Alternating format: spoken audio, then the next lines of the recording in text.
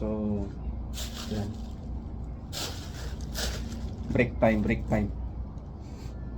30 minutes yung break time namin, guys.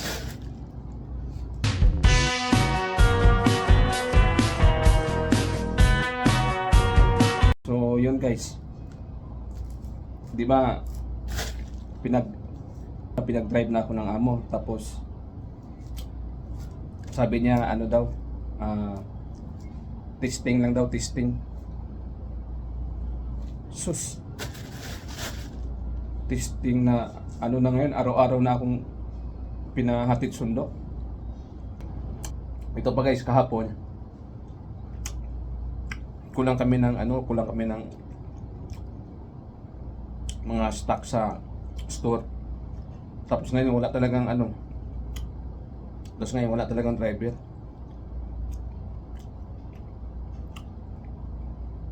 Ako naman, concerned naman ako kasi kailangan ng mga stock ma-paralyze yung produkto pagka walang mga stock.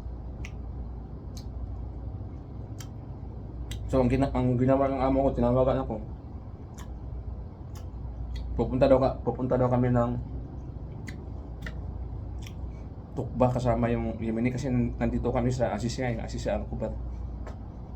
Tapos pupunta daw kami ng Tukba. Tapon. Waybis. Sabi ko malayo yun sir, malayo yun. Baka first time ko lang ng ganyan. Sabi ko subukan mo lang para katutugan. Sabi ko, ikaw bahala sir, basta hindi ko kabisado yung daan. May naman, may Google naman, wala akong net.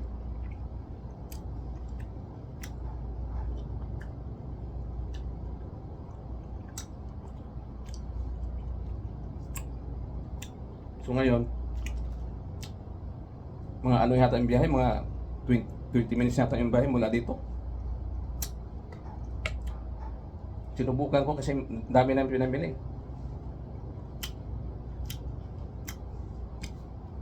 Pagdating pa lang sa mga 3 kilometro pa lang layo, hinayawan ko na. Kasi mahirap yun. Talagang matraffic. So ang ginawa ko, bumalik ako doon sa may malapit sa bahay, tapos pahamak tong Yemeni kasama ko. Sabi niya, kaya mo yan. Sige, ako bahala sa'yo. Sabi ko, hindi, tawagan ko si boss nga, hindi ko na itutuloy kasi delikado yun. Tapos ngayon, umalis kami ng mga alas 7.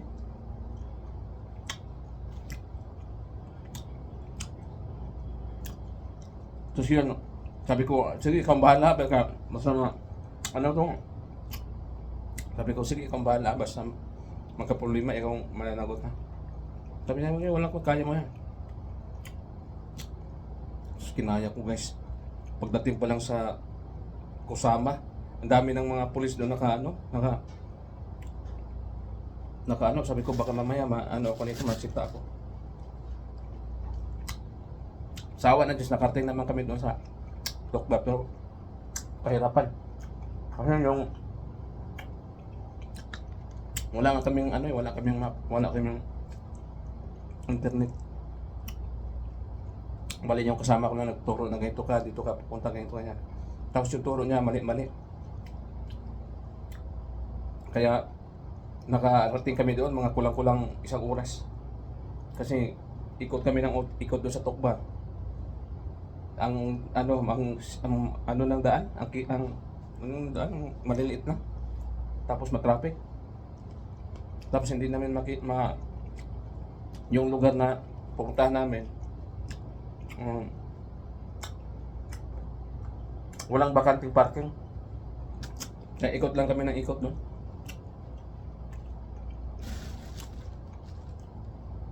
Tapos nung nandoon na kami, nakabili na kami na marami, mga 800 reals siguro yun. 800 reals mahigit. Ang dami pang kulang, hindi pa nabili lahat. Meron pang 5 items na kulang. Pumunta na lang kami doon sa kabila. Doon sa store. Sus. Grabe. First time kong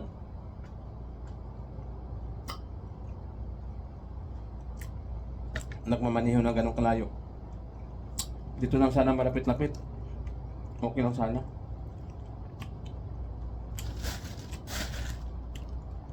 So sa awa ng Diyos, nabili naman namin pero may dalawang kulang, dalawang item na lang na hindi nabili.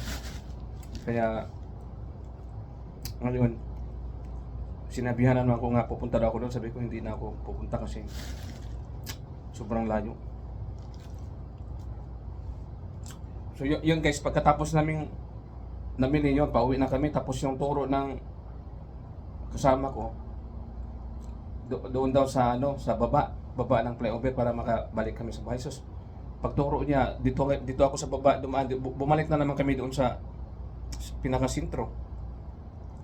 Dapat yung turo niya doon sa flyover.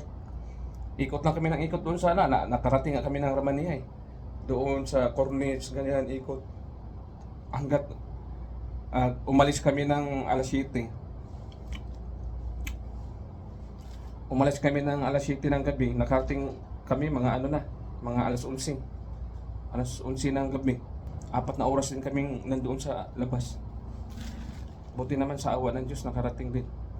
Pero sabi ko sa amo ko na hindi na ako pupunta doon kasi sobrang layo. Tsaka maraming mga baka masita tayo, tayo. Lalo na sa mga parking dito, sobrang higpit. Baka mumulta pa tayo, delikado.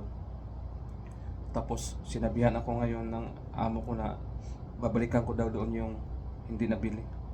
Sabi ko hindi na kasi natatakot na ako, baka matsambahan ako ng pulis.